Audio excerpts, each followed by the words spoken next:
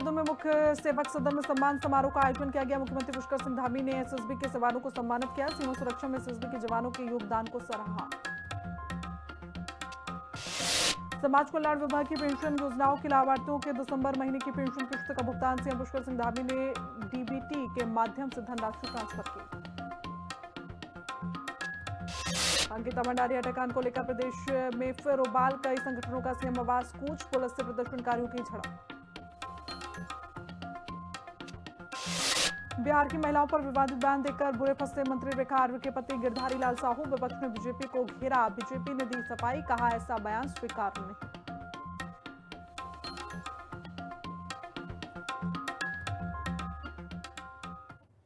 नमस्कार, बहुत स्वागत है आपका हिंदी खबर देख रहे हैं आप। मैं हूं आपके साथ श्रेया दीक्षित। बुलेटिन की शुरुआत कर लेते हैं। जो देहरादून में सीएम पुष्कर सिंह धामी ने मुख्य सेवक सदन में आयोजित सम्मान समारोह में सशस्त्र सीमा बल एसएसबी के जवानों को सम्मानित किया। इस मौके पर एसएसबी के जवानों के बैंड प्रदर्शन और देशभक्ति पर आधारित सांस्कृतिक कार्यक्रमों को मुख्यमंत्री धामी ने देखा। कार्यक्रम में मुख्यमंत्री ने कहा कि सीमाओं पर तैनात हमारे रक्षक न केवल सुरक्षा की जिम्मेदारी निभाते हैं, बल्कि देश की सांस्कृतिक चेतना और राष्ट्रीय भावनाओं को भी सशक्त करते हैं। सीएम ने कहा कि सशस्त्र सीमा बल के जवानों ने हमेशा कठिन से कठिन परिस्थितियों में भी सीमाओं की सुरक्षा और आपदा प्रबंधन के क्षेत्र में अहम भूमिका निभाई है। और जिस प्रकार से सीमा सुरक्षा बल पिछले 62 वर्षों से अदम्य साहस के साथ, वीरता के साथ और समर्पण के साथ आंतरिक सुरक्षा, संगठित अपराध, आतंकवाद, नक्सलवाद आदि के विरुद्ध निर्णायक कार्रवाई करने के साथ साथ अन्य समय में भी जब समाज को, देश को आपकी आवश्यकता होती है, उस समय भी अपने दायित्वों का आप बहुत शानदार तरीके से, जहां कम वहां हम, इस उक्ति को चरितार्थ करते हुए, चाहे वो आपदा का समय हो या कोई अन्य कठिन समय हो, आप उत्कृष्ट भूमिका निभा रहे हैं। इतना ही नहीं, हमारे सशस्त्र सीमा बल के जवान खेलों के क्षेत्र में भी अंतर्राष्ट्रीय एवं राष्ट्रीय प्रतियोगिताओं में उत्कृष्ट प्रदर्शन करते हुए देश का नाम रोशन कर रहे हैं। भारत का तिरंगा हर जगह शान से लहराने में अपनी बहुत महत्वपूर्ण भूमिका निभा रहे हैं। मुख्यमंत्री पुष्कर सिंह धामी ने अलग अलग पेंशन योजनाओं के लाभार्थियों के बैंक खातों में धनराशि जारी की है। ऐसे में डीबीटी प्रणाली के माध्यम से दिसंबर महीने की पेंशन किस्त का भुगतान किया गया और इस मौके पर मुख्यमंत्री ने 9,43,964 लाभार्थियों के खातों में कुल 140 करोड़ 26,97,000 रुपए की राशि ऑनलाइन जारी की।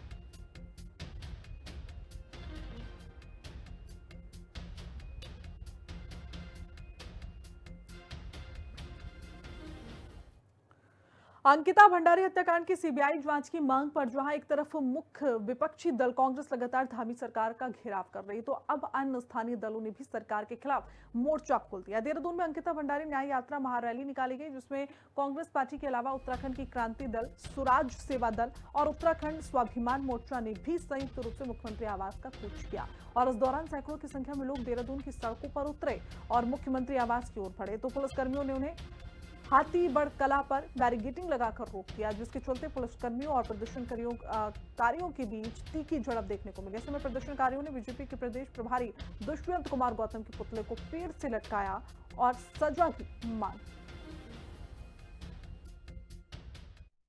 और जो ये घड़ा है, अपने बचपन से कहानी सुनी है कि कण कण करके जब घड़ा भर जाता है ना, तो वो ओवरफ्लो हो जाता है। लेकिन आज ये घड़ा बीजेपी के अत्याचारों से पूरा भर चुका है और एक हिंदुस्तान जो इसे कंधे पे लेके घूम रहा है, आज वो फूटने वाला है सबके सामने, क्योंकि हद इतनी हो गई है, इंतहा इतनी हो गई कि अब बर्दाश्त नहीं होता।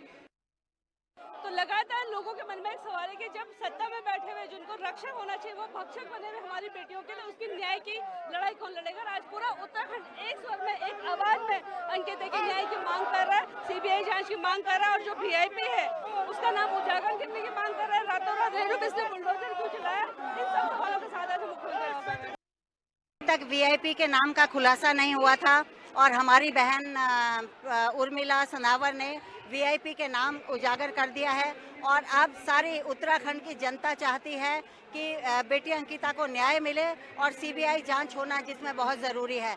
जब तक सीबीआई की जांच नहीं होगी तब तक ये केस का खुलासा होना थोड़ा मुश्किल लग रहा है। अंकिता भंडारी को न्याय दिलाने का संकल्प एक बार फिर से प्रदेश की जनता ने ले लिया है। तमाम जो सामाजिक संगठन है आज सीएम आवास कूच के लिए निकले। यहाँ पर अगर आपको तस्वीरों में दिखाऊंगी तो आप देखिए किस तरीके का जोश यहाँ लोगों में है। प्रदेश के अलग अलग जगहों से यहाँ लोग पहुंचे। महिलाओं ने बढ़ चढ़कर आज इस कूच में भाग लिया है और जोश आपको समझ में आ रहा होगा। ऐसे में अगर आप देखेंगे तो यहाँ पर कई सारे लोग हैं जिनसे हम बात करने की कोशिश करेंगे। आंटी जी, आज आप सीएम आवास कूच में आइए, अंकिता भंडारी को न्याय दिलाने की बात कर रही है, कैसे देख रही है कि उसका न्याय अधूरा रहा? मांग कर रहे हैं कि उसको न्याय मिलना चाहिए। हाँ, हम उसका जो जितना भी वो हुआ हम उससे मतलब ठीक है, थोड़ा बहुत हुआ, लेकिन जो अब नाम उछल के आ रहे हैं तो उनका तो कुछ वो हुआ नहीं। वो खाली सरकार ने एक तरह से चुप करने के लिए वो जो पहले उनको वो करार सजा दिलाई तो वो कोर्ट और सब मिलके ये एक काम हुआ, लेकिन उनको निलंबित करिए आप अपनी पार्टी से और तब जाके यहाँ वो करिए, न्याय करिए। ऐसे न्याय नहीं होता। इस तरह से तो आपके हौसले बढ़ते रहेंगे और हमारी महिलाएं, हमारी बहनें, हमारे बच्चे इस तरह से कुचले जाएंगे ना।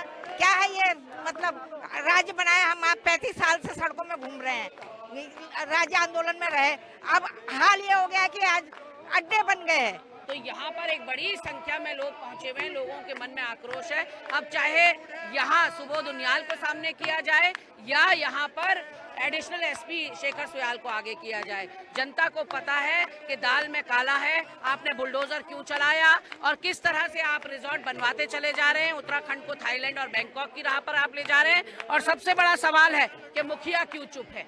पुष्कर सिंह धामी, जलजला आया हुआ है उत्तराखंड के अंदर, हर गली, हर नुक्कड़, हर चौराहे पर मशाल जुलूस, कैंडल मार्च और धरना प्रदर्शन हो रहे हैं और आप ऐसे बने हुए हैं जैसे आपको कुछ पता ही नहीं, आप कुछ जानते ही नहीं। देखिए, अगर मैं आपको तस्वीरों में दिखाऊंगी, आप यहाँ ऊपर तस्वीर में देखिए, क्योंकि उर्मिला सनावर ने आरोप लगाया था कि दुष्यंत कुमार गौतम जो है वो ही इसमें वीआईपी थे और ऐसे में आज ये जो यहाँ जनसैलाब उमड़ा है, जो लगातार न्याय की मांग कर रहा है, ये आप यहाँ पर देखेंगे तो पुतला जो है यहाँ पर टांगा गया है ऊपर पेड़ से, जिसमें दुष्यंत कुमार गौतम की तस्वीर लगाई गई है। तो आप देखिए कि केवल ये बात पॉलिटिकल नहीं रह गई है, बल्कि तमाम जो सामाजिक संगठन है, जितनी महिलाएं हैं, युवा है, वो सब बढ़ चढ़कर अब सड़कों पर उतरते नजर आ रहे हैं और अंकिता भंडारी के लिए न्याय की मांग करते हुए नजर आ रहे हैं। और आज अगर मैं आपको तस्वीरों में दिखाऊंगी तो आप आज प्रदेश के कोने कोने से लोग यहाँ पहुंचे हैं सीएम आवास कूच करने के लिए। आखिर अंकिता भंडारी हत्याकांड में वीआईपी कौन था, क्यों उसे नहीं ढूंढा जा रहा है, क्यों सीबीआई जांच नहीं हो रही है, इस जांच की मांग को लेकर आज तमाम कई सारे जो सामाजिक संगठन के लोग हैं वो यहाँ पहुंचे हैं, राजनीतिक संगठन के लोग यहाँ पहुंचे, कांग्रेस, यूकेडी समेत कई राजनीतिक संगठन है जिन्होंने आज अपना समर्थन दिया है, महिला मंच का संगठन यहाँ पर मौजूद है। और ऐसे में आप देखेंगे तो आज हजारों की संख्या में सीएम आवास कूच करने के लिए दूर दूर से लोग यहाँ पहुंचे, महिलाएं, युवा, बुजुर्ग सभी आज इसमें भाग ले रहे हैं। अंकिता भंडारी को न्याय मिलना चाहिए, इसको लेकर ये आज जो है प्रदर्शन किया जा रहा है और ये मांग की जा रही है सरकार से कि इसका सीबीआई जांच होनी चाहिए। यहाँ अगर आप देखेंगे तो बड़ी संख्या में लोग आज यहाँ पर पहुंचे हैं और आज हजारों की संख्या में जहां तक नजर जाएगी वहां तक आपको ये लोग अंकिता के लिए न्याय मांगते हुए नजर आ रहे हैं। ऐसे में देखने वाली बात ये होगी कि ये जिस तरीके से पूरे प्रदेश की जनता अब जुट गई है ये जानने में कि आखिर वीआईपी कौन था, सीबीआई जांच की जो लगातार मांग की जा रही है, इस मांग ये जो आज प्रदर्शन किया गया है इसका कितना प्रभाव जो है सरकार पर देखने को मिलता है। देहरादून से कैमरा पर्सन इलियास अहमद के साथ में शुभांगी भटिंडी, खबर। अंकिता भंडारी हत्याकांड को लेकर कांग्रेस लगातार हमलावर है। ऐसे में हरिद्वार में सीबीआई जांच की मांग को लेकर कांग्रेस ने बड़ा पैदल मार्च निकाला और इस विरोध प्रदर्शन में पूर्व सीएम हरीश रावत भी शामिल हुए। हरीश रावत ने बीजेपी प्रदेश अध्यक्ष महेंद्र भट्ट के कोर्ट की शरण लेकर सीबीआई जांच की मांग करने वाले बयान पर पलटवार करते हुए कहा कि क्या महेंद्र भट्ट सरकार को इतना लाचार बता रहे हैं कि सरकार एक नारी के सम्मान के लिए कुछ नहीं कर सकती।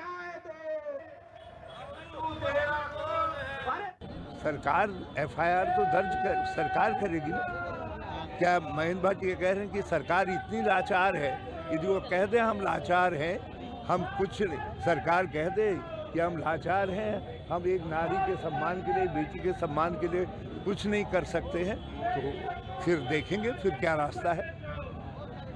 और लोग कह रहे हैं कि ये गट्टू है कौन। अंकिता भंडारी हत्याकांड मामले में जहां कांग्रेस अंकिता भंडारी मामले में सीबीआई जांच और वीआईपी की गिरफ्तारी की मांग करते हुए जगह जगह पुतले फूंक रही है, तो वहीं पंचायत में बीजेपी महिला मोर्चा ने कांग्रेस पर राजनीति करने का आरोप लगाते हुए कांग्रेस का पुतला दहन किया और कांग्रेस के खिलाफ नारेबाजी करते हुए जुलूस भी निकाला। महिला मोर्चा जिला अध्यक्ष दीपा जोशी ने कहा कि कांग्रेस अंकिता भंडारी हत्याकांड मामले में लगातार घटिया राजनीति कर रही है, जबकि प्रदेश सरकार ने कार्रवाई और मजबूत साक्ष्यों को कोर्ट में पेश कर अपराधियों को आजीवन कारावास की सजा दिलाई है।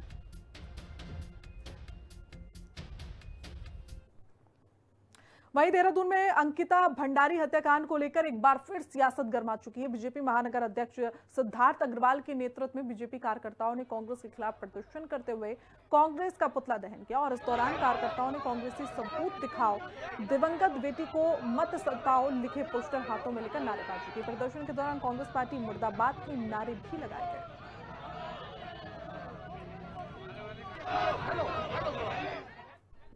अंकिता भंडारी हत्याकांड को लेकर कांग्रेस पार्टी पर राजनीति करने के आरोप लगते हुए ऋषिकेश में बीजेपी कार्यकर्ताओं ने कांग्रेस का पुतला दहन किया। ऐसे में प्रदर्शन के दौरान जिलाध्यक्ष राजेंद्र टलियाल ने कहा कि अंकिता भंडारी हत्याकांड एक अत्यंत संवेदनशील और दुखद मामला है जिस पर राजनीति करना अनुचित है।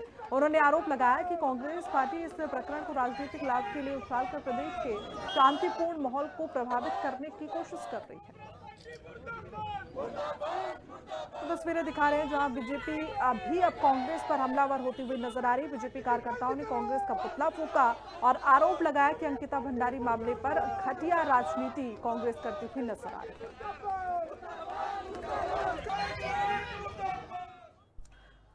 तो चलिए आगे बढ़ जाते हैं। अगली खबर लश्कर से, जहां लश्कर रुड़की स्टेट हाईवे पर डोसनी रेलवे ओवरब्रिज और लश्कर और ओवरब्रिज पर लगातार हो रहे हादसों को लेकर लक्सर विधायक मोहम्मद शहजाद ने चिंता जताई। विधायक ने लक्सर तहसील मुख्यालय पहुंचकर एसडीएम सौरभ असवाल, पीडब्ल्यूडी और एनएच विभाग के अधिकारियों से वार्ता की। उन्होंने बताया कि बीते 2 दिनों में डोसनी ओवरब्रिज पर हादसे में 2 युवकों की मौत हो चुकी है, जबकि अन्य स्थानों पर भी दुर्घटनाएं हो रही हैं।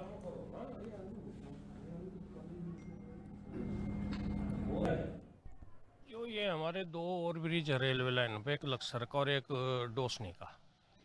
डोसनी में अब तक 3 नौजवान की डेथ हो चुकी है। एक 2 साल पहले मोहम्मदपुर बुजुर्ग में हुआ था और एक 1 तारीख में ऊदकर एक सुल्तानपुर कुनहरी का बच्चा था जिनका गिरने के बाद एक्सीडेंट में मौत हुई है। मेरी ये मांग है कि इस पर एक 7 फीट ऊंची बैरिकेटिंग लगे किनारे पे। अगर एक्सीडेंट होता भी है तो नीचे ना गिरे। अगर नीचे नहीं गिरेगा तो निश्चित तौर पर टूट सकता है, फूट सकता है, लेकिन मरेगा नहीं। जो ज्ञापन में इनके द्वारा डिमांड किया गया है उसमें लक्सर रुड़की हाईवे पे एक रोशनी पुल है, वहाँ पर अभी परसों ही एक दुर्घटना हुई है जिससे कि बाइक से 2 जो युवा हैं वो गिर गए थे नीचे पुल से। तो उसके संबंध में ये ज्ञापन में इनसे चाहा गया कि जो पुल है उसमें या तो जाली कुछ लगाई जाए या फिर जो उसमें सेफ्टी नेट है या कुछ भी जो भी मतलब पीडब्ल्यूडी विभाग से होगा, जैसे ताकि उसमें सुरक्षा बढ़ाई जा सके और एक्सीडेंट कम हो। ऐसा ही इन्होंने लक्सर ओवरब्रिज के लिए भी कहा है। और अभी यहाँ पर हमारे पास एनएचके और पीडब्ल्यूडी के अधिकारी मौजूद हैं, तो इसमें दुर्घटनाओं को रोकने के लिए जो भी आवश्यक कार्रवाई होगी हम करेंगे।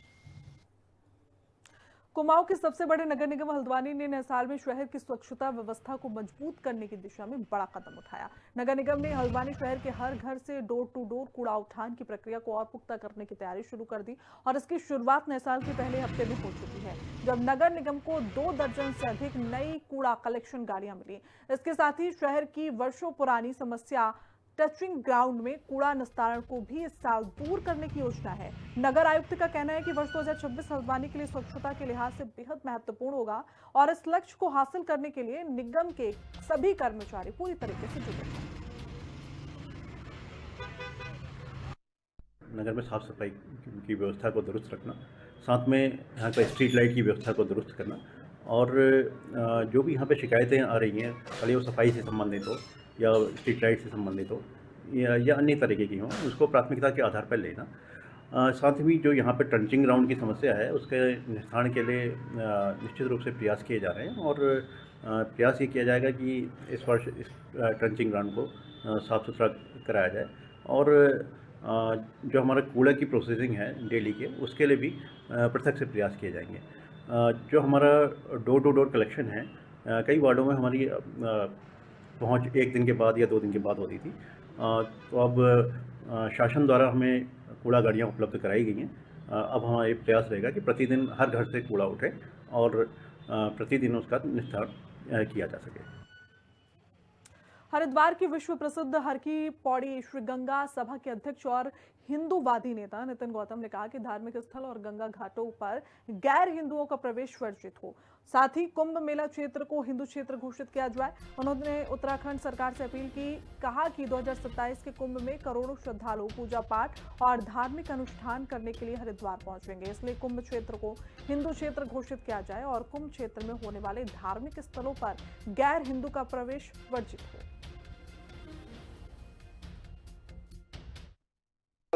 हिंदुओं का प्रवेश निषेध हो और यह हिंदू क्षेत्र घोषित हो। पूरे कुंभ क्षेत्र की आवश्यकता इसलिए है कि इलाहाबाद के कुंभ को दृष्टिगत रखते हुए हमें लगता है कि 2027 में जो कुंभ होने जा रहा है, निश्चित रूप से यहाँ करोड़ों श्रद्धालु आएंगे। करोड़ों श्रद्धालुओं के लिए बड़े क्षेत्र की आवश्यकता पड़ेगी और उनके धार्मिक अनुष्ठान के लिए, उनके निवास के लिए, उनके अनेकों धार्मिक कार्यों के लिए, उन्हें पुण्य प्राप्त कराने के लिए उस क्षेत्र को हिंदू क्षेत्र घोषित करना आवश्यक है। लोगों का हमारे धर्म से, हमारी संस्कृति से, हमारे विचारों से कोई मेल जोल नहीं है और उनकी मानसिकता सिर्फ और सिर्फ है कि हमारे ऊपर अतिक्रमण करना और अपने धर्म की चीजों को जबरन चोरी छिपे उसमें प्रवेश कराकर जबरन हमारी ऐसी चीजों को खंडित करना, हमारे विचारों को, हमारे जो शुद्धता के साथ यात्रा करने वाले श्रद्धालु लोग हैं, हमारी उस धर्म के जो नियम है उन नियमों में जबरन खलल डालने वाले लोगों का अतिक्रमण इस क्षेत्र में लगातार बढ़ रहा है। आज आपके माध्यम से यही संदेश देना चाहते हैं कि सरकार उस प्रकार की कार्रवाई करे जैसा कि उत्तर प्रदेश कुंभ के समय में हुआ। किसी भी प्रकार का कोई स्टॉल नहीं लगा, किसी भी प्रकार का कोई जो हमारे यज्ञशालाएं थी या कोई धार्मिक अनुष्ठान के जो कथा मंडप इत्यादि थे, किसी भी गैर हिंदू से तैयार नहीं कराया गया। हरिद्वार कुंभ में विधर्मियों को दूर रखना चाहिए, क्योंकि ये लोग पहचान छुपाकर, नाम बदलकर, वेश बदलकर हमारे कुंभ में प्रवेश करेंगे और वहां पर सजत करेंगे। वहां पर कोई भी आतंकवादी घटना कर सकते हैं। इसलिए हमारी सरकार से मांग है कि जो लोग हमारे हिंदुओं से नफरत करते हो, ऐसे लोगों को कुंभ से दूर रखा जाए। इस समय धर्म का चोला ओढ़कर कुछ कथित संत राजनीतिक टूल अथवा औजार के रूप में धर्म विरोधी काम कर रहे हैं। उसी की कड़ी में लगातार नफरती बयानबाजी भी की जाती है। किसी भी मजहब का सबसे ज़्यादा नुकसान कट्टरता करती है। मैं संत समाज से अपील करता हूं कि वो संत प्रवृत्ति के अनुसार अपने मन, वचन और कर्म एक समान रखें। हल्द्वानी में जिलाधिकारी ललित मोहन रयाल ने जिले के सभी विभागों के अधिकारियों के साथ बैठक की। बैठक में सीएम हेल्पलाइन के माध्यम से आ रही जनता की शिकायतों को तत्काल प्रभाव से निस्तारण करने के निर्देश जारी किए। ऐसे में डीएम ने अधिकारियों को चेतावनी भी दी कि समस्याओं के निस्तारण में फरियादी को संतुष्ट करना जरूरी है। उन्होंने कहा कि सभी अधिकारी अपने विभाग की समस्या को तय समय में निस्तारित करेंगे, जिसकी समय पर वो खुद मॉनिटरिंग करते हुए नजर आएंगे। मैक्सिमम जो जन शिकायतें हैं वो डिस्ट्रिक्ट लेवल पर और तहसील लेवल पर या ग्रास रूट लेवल पर, उसमें जो उसको एड्रेस करने वाला, अटेंड करने वाला अधिकारी है वो L1 होता है। तो L1 लेवल पर मैक्सिमम समस्याएं होती हैं और अगर वहाँ से नहीं वो रिजोल्यूशन होता है निर्धारित समय सीमा पे, तो L2, L3, L4 तक चली जाती हैं। तो जनपद स्तर में अधिकांश L1, L2 लेवल की जो शिकायतें, आज उनका रिव्यू लिया गया। वहीं तीर्थ नगरी ऋषिकेश में मृत व्यक्तियों के उपयोग में लाए गए बिस्तरों की रुई निकालकर नई रुई में मिलाकर बेचने वालों के खिलाफ पुलिस ने कड़ा एक्शन लिया। पुलिस ने शिकायत पर मुकदमा दर्ज कर 3 आरोपियों को गिरफ्तार किया। ऐसे में शिकायत के आधार पर पुलिस ने मामले में धार्मिक भावनाओं को आहत करने के आरोप में मुकदमा दर्ज किया और तथ्यों के आधार पर रानी पोखरी चौक स्थित दुकान पर छापेमारी की और इस दौरान पूछताछ में आरोपी की पुष्टि होने पर 3 युवकों को गिरफ्तार किया गया, जिनकी पहचान सलमान, हामिद और संजय के रूप में की गई।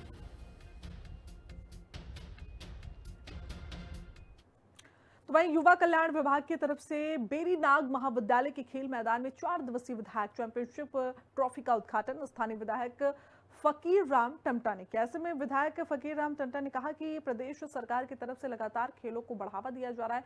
न्याय पंचायत स्तर से खेल महाकुंभ का आयोजन किया जा रहा है। खिलाड़ियों से खेल भावना से खेलने की अपील की गई। खेल महाकुंभ का आयोजन हुआ है और यहाँ पे पूरे विधानसभा के सभी न्याय पंचायतों के बालक बालिकाएं आई हैं और एक यहाँ पर इस एक खेल का मैदान है। इस मैदान से इनकी जो प्रतिभा छुपी हुई होती है वो निखर करके आती है। तो ऐसी कि आज यहाँ से फिर जिले में जाएंगे, जिले से प्रदेश में जाएंगे, प्रदेश से नेशनल तक जाएंगे। कल्याण विभाग के द्वारा विधानसभा गंगोली हाट में 4 जनवरी से लेकर 7 जनवरी तक हमारे विधानसभा स्तरीय खेल महाकुंभ का आयोजन किया जा रहा है, जिसमें हमारे न्याय पंचायत स्तर के सभी प्रतिभागी जो विजयी होकर आ रहे हैं, उनमें से 4 गेम्स हैं, मुर्गा चपट, एथलेटिक्स, खो खो, कबड्डी और ओपन में हमारे वॉलीबॉल और पिट्टू जो हमारा स्थानीय खेल है उसको भी हमने इस बार इंक्लूड किया गया है। तो हमारे 6 गेमों के लिए हमने 4 दिन का इवेंट रखा हुआ है और जो अभी गतिमान चल रहा है। मैं हर साल खेल महाकुंभ में आती हूँ, मुझे बहुत अच्छा लगता है खेल महाकुंभ में आना। हम स्टेट लेवल में भी खेल के आए हैं खो खो और हमें नगद पुरस्कार मिलता है। तो वहीं लक्सर में गुरु गोविंद सिंह के जन्म दिवस के मौके पर सिख समाज की ओर से भव्य नगर कीर्तन निकाला गया और इस दौरान श्रद्धालु ने पुष्प वर्षा कर स्वागत किया और गुरु ग्रंथ साहिब को नमन कर प्रसाद ग्रहण किया। नगर कीर्तन गुरुद्वारा साहिब से शुरू हुआ और हरिद्वार रोड, लोको बाजार, मेन बाजार, गोवर्धनपुर रोड, मोहल्ला से होते हुए देर शाम गुरुद्वारा साहिब पहुंचकर संपन्न हुआ। ऐसे में नगर कीर्तन में सिख समाज के लोक सेवा, सिमरन, साहस, संस्कृति, इतिहास और आदर्शों को दर्शाते हुए शामिल। आज का जो गुरु पर्व है ये साहिब श्री गुरु गोविंद सिंह महाराज जी के प्रकाश दिहाड़े के जन्म दिवस के उपलक्ष्य में मनाया जा रहा है, जो कि शुगर गुरुद्वारा साहिब लक्सर महासभा पिछले 70 सालों के आसपास में मनाया जाता है। वाहिगुरु जी की फतेह। आज लक्सर ਧੰਨ ਧੰਨ ਸਾਹਿਬ ਸ੍ਰੀ ਗੁਰੂ ਗੋਬਿੰਦ ਸਿੰਘ ਮਹਾਰਾਜ ਪਾਤਸ਼ਾਹ ਜੀ ਦੇ ਪ੍ਰਕਾਸ਼ ਉਤਸਵ ਦੀ ਖੁਸ਼ੀ ਦੇ ਵਿੱਚ ਲਕਸਰ ਦੇ ਵਿੱਚ ਨਗਰ ਕੀਰਤਨ ਕੱਢਿਆ ਗਿਆ, ਜਿਸ ਦੇ ਵਿੱਚ ਬਹੁਤ ਸੰਗਤਾਂ ਨੇ ਗੁਰੂ ਪਾਤਸ਼ਾਹ ਮਹਾਰਾਜ ਦੇ ਗੁਣ ਗਾਇਨ ਕੀਤੇ ਔਰ ਬਹੁਤ ਸੇਵਾਦਾਰਾਂ ਨੇ ਗੁਰੂ ਦੀਆਂ ਸੰਗਤਾਂ ਦੀ ਸੇਵਾ ਕੀਤੀ। वाहिगुरु जी की फतेह।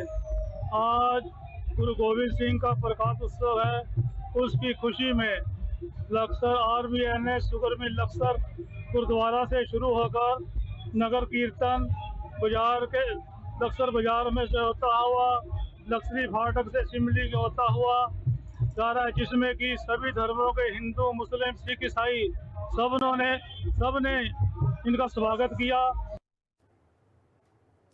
काशीपुर में सिख धर्म के 10वें गुरु श्री गुरु गोविंद सिंह जी के पावन प्रकाश पर्व के अवसर पर एक भव्य नगर कीर्तन का आयोजन किया जाएगा। ऐसे में ये नगर कीर्तन 5 जनवरी को सुबह 10 बजे काशीपुर स्थित श्री ननकाना साहिब गुरुद्वारा से निकाला जाएगा। नगर कीर्तन को लेकर जानकारी देते हुए खालसा फाउंडेशन की ओर से बताया गया कि हर साल की तरह इस साल भी श्री गुरु गोविंद सिंह जी के जन्मोत्सव को श्रद्धा और उल्लास के साथ मनाया जाएगा।